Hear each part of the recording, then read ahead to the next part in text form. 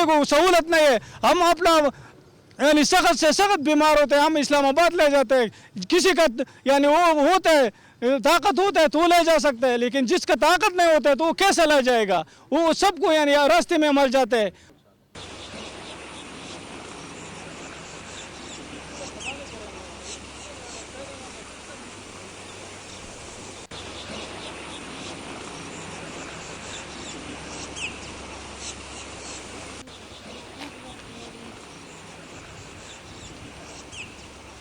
ये बच्चों को ये पुल की वजह से बहुत सहूलत होएगा। अगर एक रोड और है जो दिर की तरफ निकला हुआ है, कच्चा रोड है, छोटा सा रोड है, एक गाड़ी उसमें पास होता यानी दूसरा गाड़ी नहीं जा सकते, यानी छोटा गाड़ी तो मुश्किल से चढ़ते हैं, जो अपना लैंड क्रूज़र है कुछ भी है वो चढ़ सकते हैं।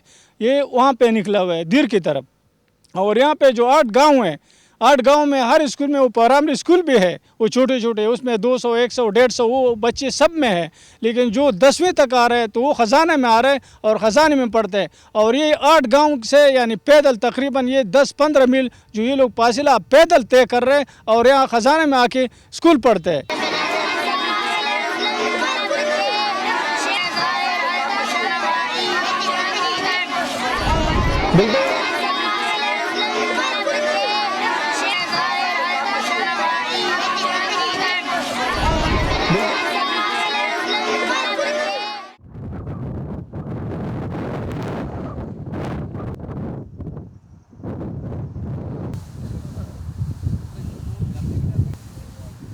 हमसे तो उधर बिहार का पेंट साड़ा उधर वाला है, वो ऊपर स्वात वाला का।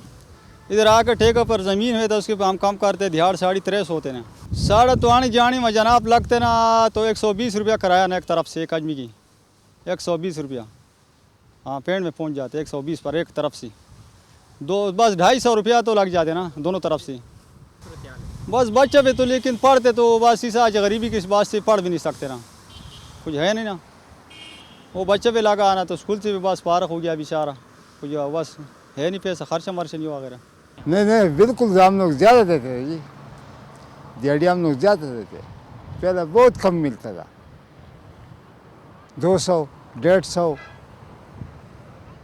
100 रुपये। आजकल वक्त बदल है और पहले तरह काम भी नहीं करते मजदूर, पहले बहुत अच्छा काम कर रहा था। यार सब बस ये प्राइवेट एक से कर्ज करके उधार करके लेते, दूसरे से लेते, भाई बहन से लेते, माल शाल बेच के ख़त्म कर दिया, कोई भी नहीं होते, बस इससे बैठा रहते। प्राई मकान में रहते ना, अपनी भी है नहीं।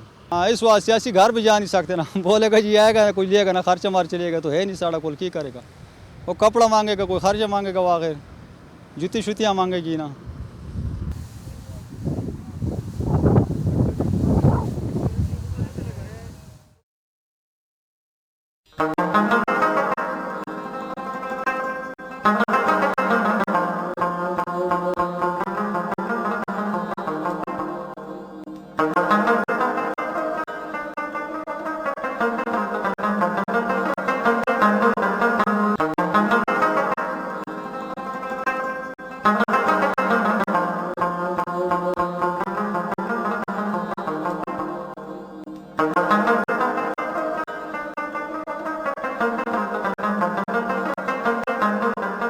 ये मैं स्वात के एक इलाके में खड़ा हूँ जिसको कहते हैं कि बरीकोट।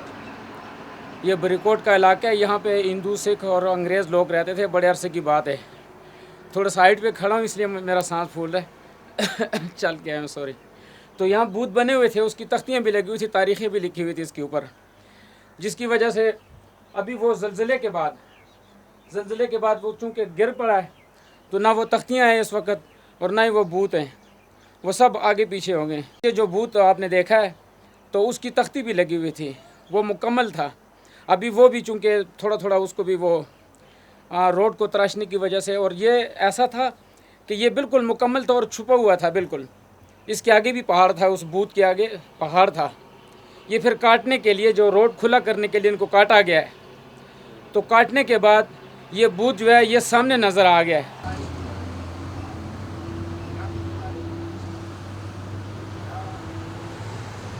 ये जब हम जिस वक्त छोटे छोटे बच्चे थे उस वक्त में ये बिल्कुल पुल बना हुआ था। इसका ये चेहरा भी बना हुआ था, आँख भी बने हुए थे और इसका ये हाथ माथ और ये सब कुछ बने हुए थे। बाद में ये लोग अक्सर हमारे यहाँ पे हाई स्कूल इसी गांव में था, ये बनियार गांव में नहीं होता है। ये बच्चे आते थे वो पत्थरों से इसको मार मार के, और ये लोग भी आते जाते थे इसको पत्थरों से, जहालत वाले लोग थे, तो उन लोगों ने इनका जो है ये मिटा दिया। अगर ये गवर्नमेंट खुद करवा देते और इसका जो है ये कंडतार लगवा लेते, इसकी हिफाजत कर देते, तो ये ऐसा नहीं मिट जाता।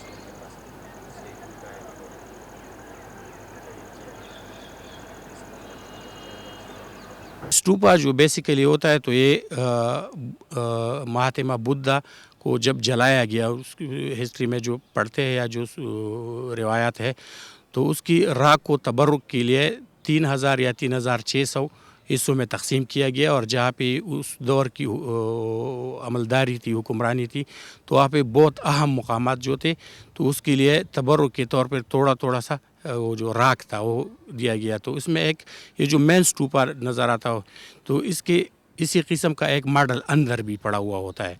तो उस वक़्त के माशी सूरत हाल पे मुनसर किया करती थी कि उस पर वो पत्थर की भी हुआ करते थे, मार्बल की भी है, कुछ जगहों में सोने की भी है, कुछ में सादा किस्म की मिट्टी का भी बना हुआ है। तो उसमें तबरुक के लिए चंद ज़ेवरात भी रखते थे। और ये उसके दौर का एक इबादत गाह था। तो बेसिकली और ये जगह जो है ग्राउंड किस्म का जो नज़र आता है, तो ये उसके बारिश का पानी यहाँ पे स्टोर करते थे। और ये जो छोटे छोटे कमरे नज़र आते हैं, तो उसके राहिबों या उसके मजहबी जो उलमा थे उनके लिए रिहाइश की किस्म की हॉस्टल की किस्म का एक जगह था। तो ये उनके लिए इंतहाई तबर्रुक का जगह है और ये बेसिकली थी इबादत गाह। अभी यहाँ पे कुछ लैंड माफिया की जो हज़रात है वो हुकूमती इदारों के साथ मिलजुल के यहाँ पे इन साइट्स को तबाह कर रहे हैं। यहाँ पे इंक्रोचमेंट हो रहा है, यहाँ पे आप देखेंगे ख़ुद कि कितना हुआ है। और ये जगह जो है वो काफ़ी बेहतर हालत में भी थी। तकरीबन 10-12 साल पहले जब यहाँ पे आबादियाँ हुई, यहाँ के लोकल आबादी के लोगों से ज़्यादा जो है इसके मुतालिका डिपार्टमेंट से, ये जो म्यूज़ियम के अंडर होता है क्यूरेटर, इसके बारे में नहीं जानता, पता नहीं कौन कहाँ रहता है, यहाँ पे कोई भी नहीं आता। इसके लिए भी एक चौकीदार मुकर्रर किया है, जैसे मैंने पहले बता दिया। तो इसके लिए रिहाइश का कोई जगह नहीं है, गेट पे ताला नहीं होता है। और ये इसके लिए पारमली इटली गवर्नमेंट अभी काफ़ी ज़्यादा पैसे दे रही है। मेरे मालूमात के मुताबिक 25 करोड़ रुपए उन्होंने दिए हैं वो, लेकिन इसमें सिर्फ एक बोर्ड लगा दिया गया और सिर्फ एक गेट है, बाकी कुछ नहीं है इसके लिए।